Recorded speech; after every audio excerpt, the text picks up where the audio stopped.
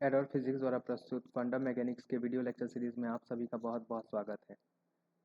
आज की क्लास में हम स्कैटरिंग थ्योरी के बारे में पढ़ेंगे।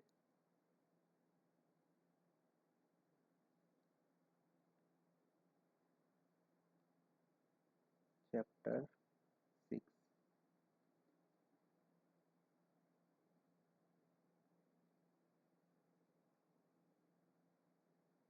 Scattering theory.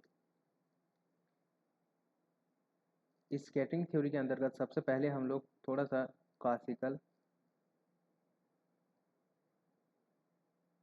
स्कैटरिंग के बारे में देखेंगे। ठीक है कि स्कैटरिंग होता क्या है, ठीक है, इसके बारे में देखेंगे। इसके बाद क्वांटम मैकेनिकल स्कैटरिंग के बारे में देखेंगे।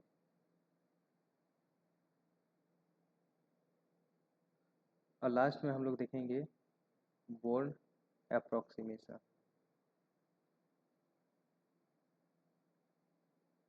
ठीक है, इनमें जो बोर्न अप्रोक्सीमेशन है ये बहुत ही ज़्यादा इम्पॉर्टेंट होता है।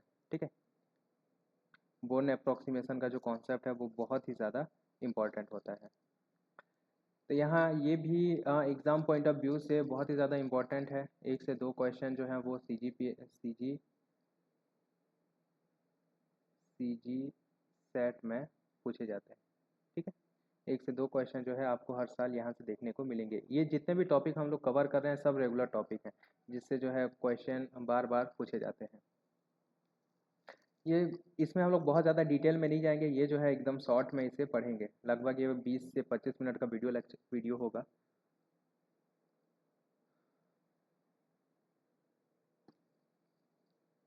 ठीक है, तो फर्स्ट टॉपिक है हम लोग का क्लासिकल स्कैटरिंग। स्कैटरिंग होता क्या है, देखो। स्कैटरिंग में क्या होता है, हम लोग का एक कोई भी क्या बोलना चाहिए, एटॉम होता है। ठीक है, इस एटॉम के अक्ष से, ठीक है, अक्ष से बी दूरी पर, ये जो दूरी है वो क्या है, बी है। कोई पार्टिकल जो है वो क्या होता है, इंसिडेंट होता है। और ये जो है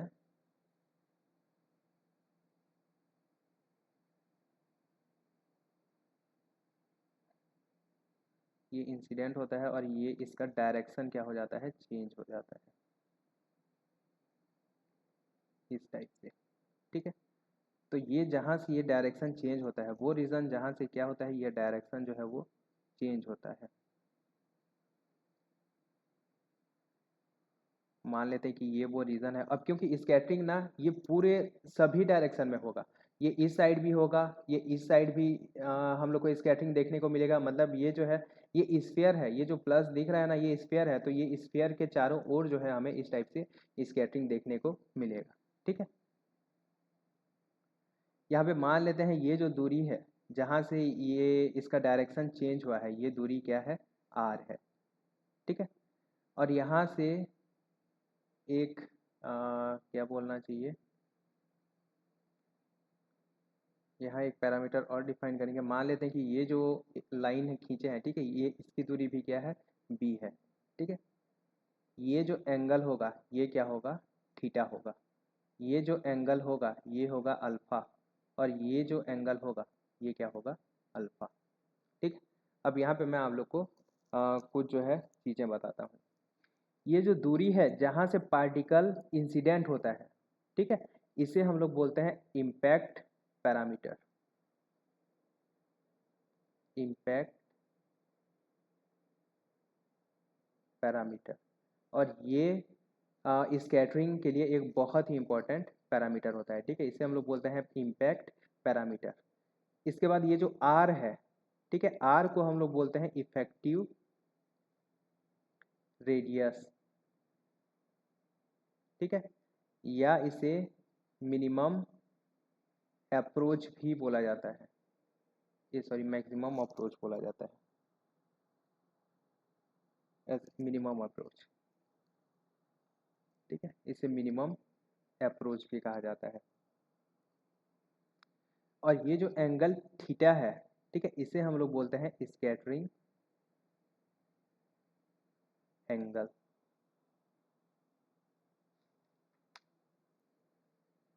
ठीक है, स्कैटरिंग एंगल बोलते हैं। ये आया समझ में? मतलब यहाँ पे एक पार्टिकल जो है वो इंसिडेंट हुआ और इसका जो है वो डायरेक्शन चेंज हो गया, इसी को हम लोग क्या बोलते हैं? स्कैटरिंग बोलते हैं। यहाँ मैं आप लोग को स्कैटरिंग का छोटा सा डेफिनेशन भी नोट करवा देता हूँ। स्कैटरिंग क्या होता है? Deviation from incident direction, deviation from incident direction और phase, change in phase of incident particle या change in phase of incident particle. ठीक है, इसे हम लोग क्या बोलेंगे? स्कैटरिंग बोलेंगे। स्कैटरिंग में क्या होता है? जो इंसिडेंट पार्टिकल है उसका डायरेक्शन चेंज हो जाता है, या फिर ठीक है क्या बोलना चाहिए, वेव है तो इसका फेस जो है वो चेंज हो जाएगा। इसे हम लोग बोलते हैं स्कैटरिंग इफेक्ट बोलते हैं। ठीक है, स्कैटरिंग दो तरह के होते हैं।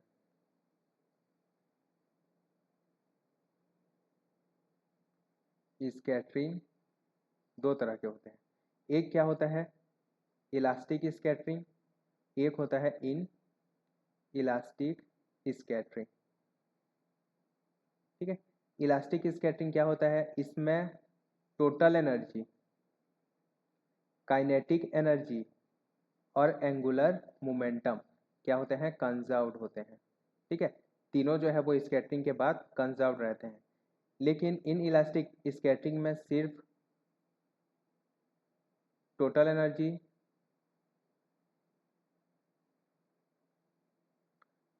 और एंगुलर मोमेंटम जो है वो कंजर्व्ड रहते हैं। ठीक है, लेकिन जो एनर्जी है, काइनेटिक एनर्जी, नॉट कंजर्व्ड। ठीक है, इसे हम लोग बोलेंगे इन इलास्टिक स्कैटरिंग। अब यहाँ पे कुछ चीज़ें जो है वो डिफाइन कर लेते हैं। यहाँ पे एक टर्म आता है differential cross section.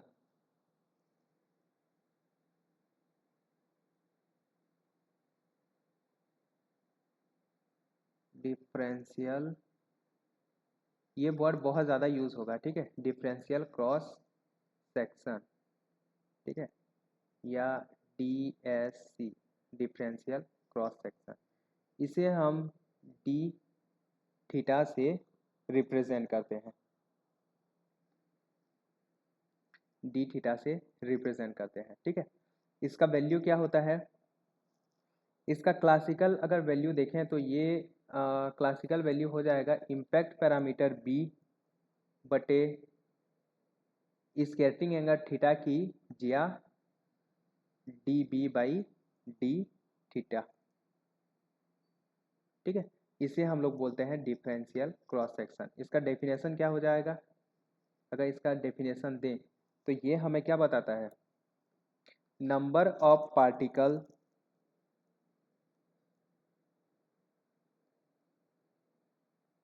number of particles scattered per unit time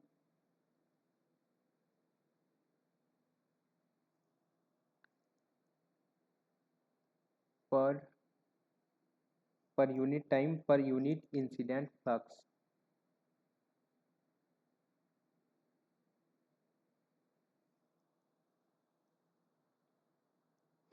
flux per unit scattering centre. ठीक है, कभी पूछ दे तो इसका ये डेफिनेशन याद रखेंगे। D theta by D theta का वैल्यू होता है b sine theta d B by D theta. ठीक है, इसे हम लोग बोलते हैं डिफरेंशियल क्रॉस सेक्शन। इसके बाद एक टर्म आता है टोटल क्रॉस सेक्शन। ठीक है, या इसे हम लोग बोलते हैं TSC, टोटल क्रॉस सेक्शन, इसे हम लोग सिग्मा से रिप्रेजेंट करते हैं। और सिग्मा का वैल्यू क्या होता है? सिग्मा का वैल्यू होता है integration of d theta d omega, या इसे हम लोग लिखेंगे integration of d theta sine theta d theta D phi. ठीक है, यहाँ पे एक टर्म याद रखेंगे, डी ओमेगा इक्वल टू होता है सॉलिड एंगल, सॉलिड एंगल। ठीक है, और इसका वैल्यू होता है साइन थीटा डी थीटा और डी फाई। अब ये सॉलिड एंगल क्या होता है? देखो, नॉर्मल जो एंगल हम लोग का बनता है वो इस तरह से बनता है। ठीक है, ये हम लोग का नॉर्मल एंगल जो है वो थीटा बनेगा, लेकिन जो सॉलिड एंगल बनता है वो पूरा सर्कुलर बनता है। मतलब ये अगर इसे हम लोग यहाँ से पकड़ के इसे स्थिर रखेंगे और इसे इस तरह से पूरा घुमाएं, ठीक है, तो ये इस टाइप से ये जो बनेगा, ठीक है, इसे हम लोग क्या बोलेंगे? सॉलिड एंगल बोलेंगे। मतलब ये सामने से कैसे दिखेगा? ये इस टाइप से। ठीक है, अगर यहाँ सामने से हम लोग देखें तो ये इस टाइप से दिखेगा, ये इसका सेंटर है, ये यहाँ से जो है ये इस टाइप से। ठीक है, तो ये क्या हो जाएगा? इसे हम लोग बोलेंगे सॉलिड एंगल बोलते हैं।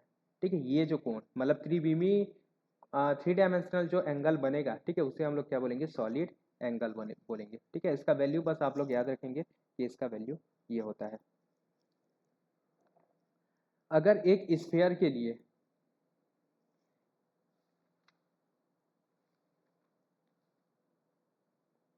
एक सॉलिड स्फीयर के लिए या फिर सेंट्रल पोटेंशियल के लिए, सेंट्रल पोटेंशियल वी आर के लिए अगर हम लोग कैलकुलेट करें, ठीक है, तो जो क्रॉस सेक्शन होता है टोटल क्रॉस सेक्शन सिग्मा का वैल्यू आता है पाई बी का स्क्वायर। ये जो है इम्पैक्ट पैरामीटर के स्क्वायर पे डिपेंड करता है। ठीक है, सिग्मा का जो वैल्यू होता है वो पाई बी का स्क्वायर होता है। ये क्लासिकल केस है, याद रखेंगे। ठीक है, ये होता है क्लासिकल केस। अब नेक्स्ट आते हैं हम लोग क्वांटम मैकेनिकल स्कैटरिंग में। ठीक है, क्वांटम मैकेनिकल स्कैटरिंग, इसमें भी सेम होगा। ठीक है, एक वेव जो है इंसिडेंट होगा, ठीक है, और फिर वो क्या हो जाएगा? स्कैटर्ड हो जाएगा। यहाँ पे कोई क्या बोलना चाहिए हम लोग का, कोई पार्टिकल होगा, ठीक है, इससे जो है ये क्या हो जाएगा? स्कैटर्ड हो जाएगा। यहाँ पे हम लोग जो क्वांटम मैकेनिक्स में इसे वेव फॉर्म में रिप्रेजेंट करते हैं। यहाँ इम्पैक्ट पैरामीटर के टर्म में नहीं लिखा जाता, बल्कि इसे वेव फॉर्म में लिखा जाता है। जो वेव इंसिडेंट होता है, ठीक है, इसे हम लोग रिप्रेजेंट करते हैं ई की पावर आयोटा वेक्टर के डॉट वेक्टर आर, या 1 डायमेंशन में अगर लिखेंगे तो ई की पावर आयोटा के एक्स। ठीक है, इसे इस टाइप से रिप्रेजेंट करते हैं। और स्कैटरिंग होने के बाद इसे लिखा जाता है ई की पावर आयोटा के dot vector r upon r. यहाँ पे एक जो एफ थीटा का भी मल्टीप्लाई कर देंगे, एक कांस्टेंट। ठीक है, यानी कि कुल जो वेव होता है साइन ऑफ आर, इसका वैल्यू होता है ए कोई कांस्टेंट ई की पावर आयोटा वेक्टर के dot vector r plus A F theta e की पावर आयोटा वेक्टर के dot vector r upon r. ठीक है, ये होता है हम लोग का इंसिडेंट वेव, और ये होता है हम लोग का स्कैटर्ड वेव। स्कैटर्ड वेव आप लोग याद रखेंगे। ठीक है, स्कैटर्ड वेव साइन, इसे अलग से लिख देता हूँ। साइन स्कैटर्ड को हम लोग कैसे रिप्रेजेंट करते हैं? ए एफ थीटा ई की पावर आयोटा वेक्टर के dot vector r upon r से रिप्रेजेंट करते हैं। ठीक है, ये स्कैटर्ड वेव, ये वाला जो वेव है इसे हम लोग इस टाइप से रिप्रेजेंट करेंगे, जहाँ एफ ऑफ थीटा को कहा जाता है स्कैटरिंग एम्पलीट्यूड। स्कैटरिंग एम्पलीट्यूड कहा जाता है। ठीक है, ये एक बहुत ही इंपॉर्टेंट टर्म है, इसे आप लोग याद रखेंगे, स्कैटरिंग एम्पलीट्यूड। अब हम लोग का एक टर्म आता है डिफरेंशियल क्रॉस सेक्शन, जो पहले पढ़े थे, ठीक है, जिसे हम लोग किससे रिप्रेजेंट कर रहे थे, डी थीटा से रिप्रेजेंट कर रहे थे, ठीक है। तो डिफरेंशियल क्रॉस सेक्शन यहाँ पे इस केस में क्या होता है, एफ ऑफ थीटा का स्क्वायर होता है, ठीक है। एफ ऑफ थीटा जो स्कैटरिंग एम्पलीट्यूड है उसका स्क्वायर होता है, ठीक है। आप अगर एफ ऑफ थीटा आइडेंटिफाई कर पा रहे हैं तो अगर उसका स्क्वायर कर देंगे तब आप लोग को जो है वो डिफरेंशियल क्रॉस सेक्शन मिल जाएगा। या इसे कैसे डिफाइन करते हैं, 1/n/J इन, यानी कि करंट डेंसिटी किसके लिए, इंसिडेंट वेव के लिए current density upon dN/d omega, ठीक है। इस टाइप से भी जो है इसे डिफाइन किया जाता है। यहाँ पे ये डेफिनेशन वगैरह ही इंपॉर्टेंट है, ये सब चीज़ें आप लोग याद रखेंगे, ठीक है। ये होता है हम लोग का डिफरेंशियल क्रॉस सेक्शन। अगर हम लोग टोटल क्रॉस सेक्शन की बात करें, TCS total cross section, total cross section sigma equal to क्या आ जाएगा, इंटीग्रेशन एफ ऑफ थीटा का square sine theta D phi आ जाएगा, ठीक है। इसे हम लोग बोलते हैं टोटल क्रॉस सेक्शन। और एक चीज़ ये याद रखेंगे, यहाँ पे ये जो वैल्यू आएगा ना, ये इंडिपेंडेंट ऑफ थीटा होता है, इंडिपेंडेंट ऑफ थीटा। ये जो रिजल्टेंट आएगा, ये जो सिग्मा का वैल्यू आएगा, ये इंडिपेंडेंट ऑफ थीटा होता है। यहाँ पे जो है कोई नंबर वगैरह कुछ इस टाइप से हमें मिलेगा, ठीक है। तो ये होता है क्वांटम मैकेनिकल स्कैटरिंग। इसमें इतनी ही चीज़ें हैं जो मतलब एग्ज़ाम पॉइंट ऑफ व्यू से इम्पॉर्टेंट है। इसके बाद हमारा लास्ट टॉपिक आता है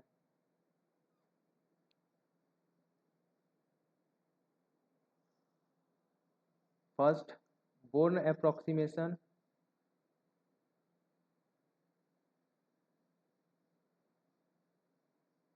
या इसे फर्स्ट बोर्न अप्रोक्सीमेशन भी कहा जाता है, ठीक है।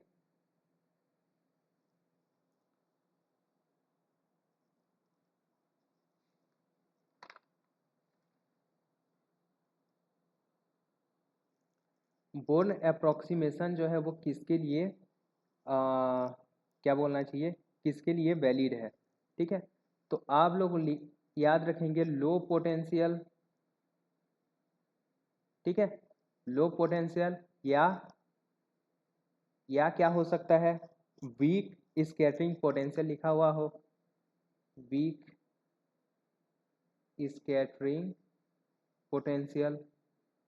अगर ये है तभी जो है हम लोग का क्या होगा, बोर्न अप्रोक्सीमेशन जो है वो वैलिड होगा। और किसके लिए, हाई इंटेंसिटी, हाई इंटेंसिटी, या क्या लिखा हो सकता है, हाई एनर्जी, ठीक है। इसके लिए जो है बोर्न अप्रोक्सीमेशन जो है वो वैलिड होता है।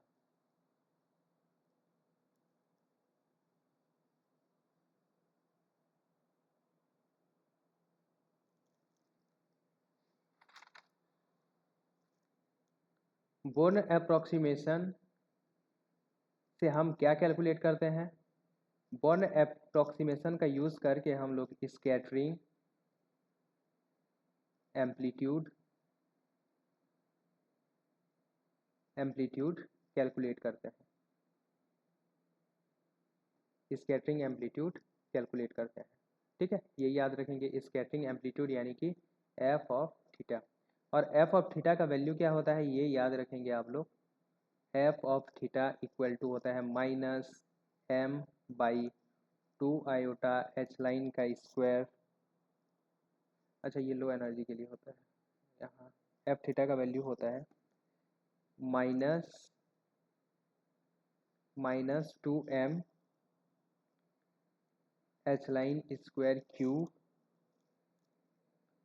इंटीग्रेशन ऑफ वी आर, जो भी पोटेंशियल दिया हुआ होगा, ठीक है, जिस पोटेंशियल के लिए हम लोग कैलकुलेट करना है, r sine q R D R, ठीक है। इसे इस टाइप से रिप्रेजेंट करेंगे। या कई जगह ऐसा भी लिखा होगा 2m H line square Q integration V R into R E की power iota Q R D R, ठीक है, तब भी ये जो है वैलिड रहेगा। जहाँ पे क्यू आर क्या है हम लोग का, क्यू आर का वैल्यू, क्यू का वैल्यू होता है 2k साइन थीटा बाई 2, ठीक है, 2k साइन थीटा बाई 2। और यहाँ पे ये k का वैल्यू क्या होता है, √2m E by H line का स्क्वायर, ठीक है। तो ये फॉर्मूला आप लोग याद रखेंगे, ठीक है। अगर पार्टिकल की एनर्जी जो है वो लो है, एनर्जी लो है, तब ये फॉर्मूला जो है वो क्या वो मॉडिफाई हो जाता है, और एफ थीटा का जो वैल्यू है वो सिंपली -m/2 एच लाइन का 2 पाई एच लाइन का स्क्वायर, 2 पाई एच लाइन का square integration of v r. Potential को जस्ट जो है हम लोग टाउ के रेस्पेक्ट में इंटीग्रेशन, मतलब वॉल्यूम के रेस्पेक्ट में जो है वो इंटीग्रेशन कर देंगे, तब हमें ये एफ थीटा का वैल्यू मिल जाएगा, ठीक है। और एक बार एफ थीटा का वैल्यू मिल गया, तब हम लोग डिफरेंशियल क्रॉस सेक्शन निकाल सकते हैं डी थीटा। डी थीटा का वैल्यू क्या होता है, मॉड एफ थीटा का स्क्वायर हो जाएगा, ठीक है। और क्या निकाल सकते हैं, टोटल क्रॉस सेक्शन निकाल सकते हैं। टोटल क्रॉस सेक्शन क्या हो जाएगा, सिग्मा इक्वल टू, ये होता है हम लोग का integration of d theta d omega, ठीक है। इस तरह से बाकी चीज़ जो है हम लोग कैलकुलेट कर सकते हैं। ये होता है हम लोग का born approximation.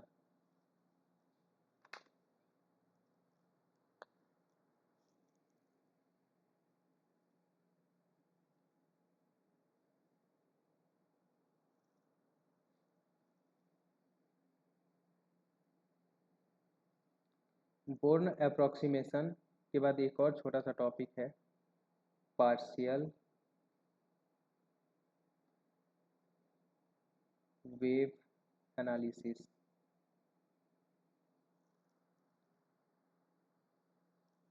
Partial wave analysis, या इसे फेज शिफ्ट मेथड भी बोला जाता है, फेज शिफ्ट मेथड, ठीक है।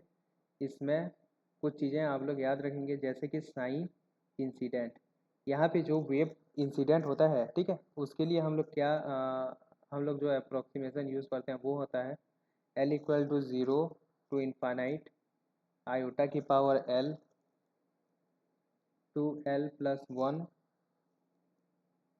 JL KR और PL cos थीटा, ठीक है।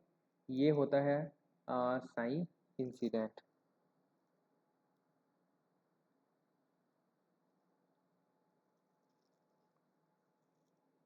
पार्शियल वेव एनालिसिस में, ठीक है। और इसके लिए जो scattering cross section f theta का वैल्यू होता है वो होता है 1/k summation L = 0 to infinite 2L+1 e की power iota del L sine del L और PL cos थीटा, ठीक है। यहाँ पे बस आप लोग को ये याद रखना है कि जो वेव फंक्शन है ये JL, यहाँ पे JL क्या है, ये होता है हम लोग का Bessel function of order L, ठीक है। और PL क्या होता है,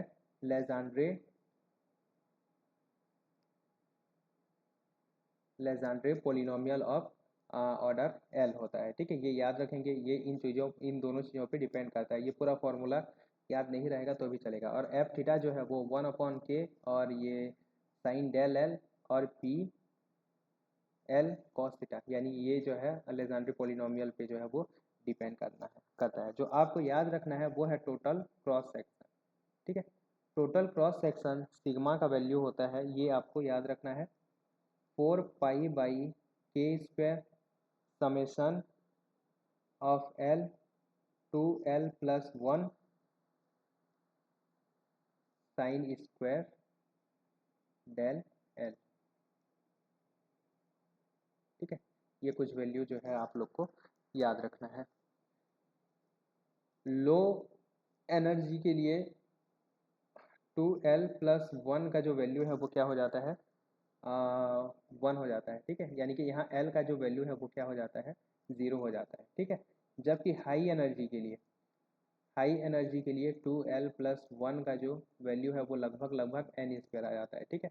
तो अगर इसके लिए हम लोग कैलकुलेट करें तब ये हमें मिलता है 4 पाई b² मिलता है, और यहाँ पे मिलता है 2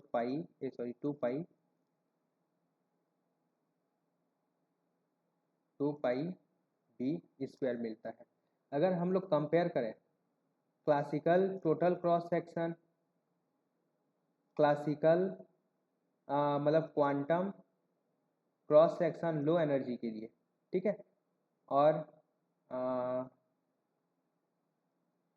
quantum cross section high energy के लिए, तब ये कितना अनुपात आ जाएगा। इसका वैल्यू हम लोग क्या पढ़े थे, पाई बी का स्क्वायर पढ़े थे। इसका वैल्यू क्या पढ़े थे, 2 पाई बी का स्क्वायर पढ़े थे लो एनर्जी के लिए, ये ठीक है। और हाई एनर्जी के लिए कितना हो जाएगा, पाई बी का स्क्वायर। यानी कि ये 1:4 जो है ये हमें मिलता है, 1:2:4।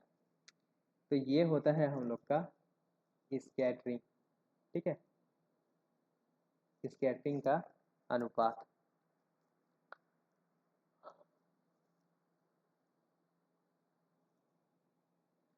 तो ये स्कैटरिंग थ्योरी के कुछ इंपॉर्टेंट पॉइंट थे। इसमें हम लोग बहुत ज़्यादा डिटेल में इसे नहीं पढ़ेंगे, ठीक है, क्योंकि इसका जो कैलकुलेशन होता है ये सब चीज़ें बहुत ही ज़्यादा लेंथी होती हैं। अगर हम लोग का किस्मत अच्छा रहा और इसके ये बेसिक कॉन्सेप्ट से अगर क्वेश्चन पूछे, कुछ फार्मूले से अगर क्वेश्चन पूछे तो आपसे बन जाए, ठीक है। ये थोड़ा सा जो है वो ओवरव्यू था स्कैटरिंग थ्योरी के बारे में, ठीक है। तो स्कैटरिंग थ्योरी में इतना ही। अगर वीडियो पसंद आए तो हमें सपोर्ट करें एडवर्ड फिजिक्स से जुड़ने के लिए। बहुत बहुत धन्यवाद।